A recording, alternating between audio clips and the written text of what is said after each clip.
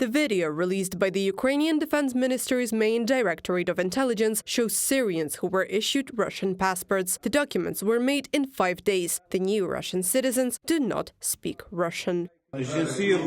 Young people, I congratulate you on obtaining Russian citizenship. You all now have a Russian passport. Russian recruiters find mercenaries in Syria through travel agencies. Because of poverty, devastation and unemployment, there are plenty of people willing to fight for money. First, they are promised jobs as security guards at oil refineries in Yakutia, and then offered much higher salaries for participation in combat operations. The mercenaries are trained there in Syria, not far from Aleppo and the Kuveris airfield. The first batch, about 1,000 mercenaries, is undergoing military training with a focus on combat operations in urban areas. After the exercises are completed, the Syrian mercenaries will be taken to the Khmeimim airbase and from there to Russian territory. Upon arrival in Russia, they will be issued Russian passports and then mobilized into the occupation army. From a publication in the Telegram channel of the main Directorate of Intelligence of the Ukrainian Defense Ministry.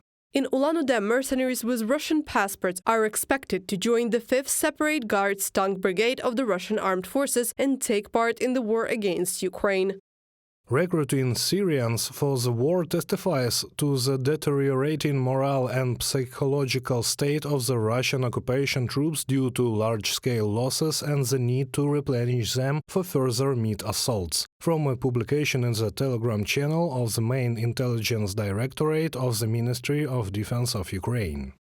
The Kremlin has been recruiting mercenaries for the Russian army virtually since the beginning of Russia's full-scale invasion of Ukraine. At the same time, Putin said at a meeting on security issues that it was necessary to help foreigners who planned to fight on the side of the Russian Federation.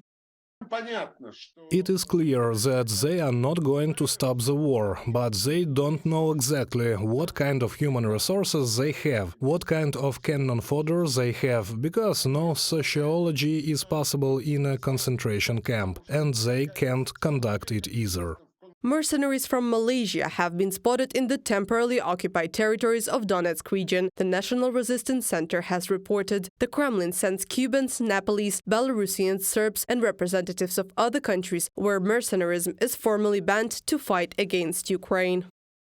It is clear that the longer the war goes on and we are on the threshold of the beginning of the third year of a large-scale war, the more the realization grows that those who find themselves directly on the front line run the risk of not returning. They are now trying in every possible way to mobilize and increase the number of soldiers at the front. On the other side, not to cause a protest. And the protest is possible because Russians distrust Vladimir Putin's promise to not carry out a new wave of mobilization. This is according to a recent intelligence report by the UK Ministry of Defense. The ministry cites information about 220 attacks on military commissions announced by the Russian authorities. According to Mediazona, there were 113 such attacks only in the second half of 2023. Reported by Anastasia Tarnavska, Victoria Smirnova, UATV News.